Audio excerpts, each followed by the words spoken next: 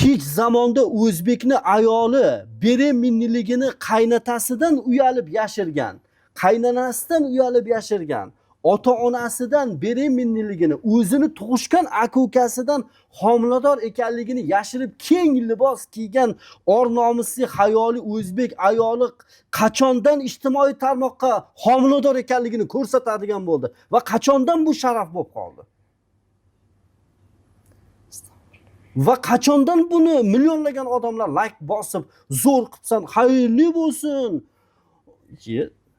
Senga o'xshagan nodonlarni qachon bu narsa sharafga aylandi? Ro'mol o'rab olgan yana. 3 haftalik homilam bor. Xudo olsin senga o'xshagan ahmoq nodonni.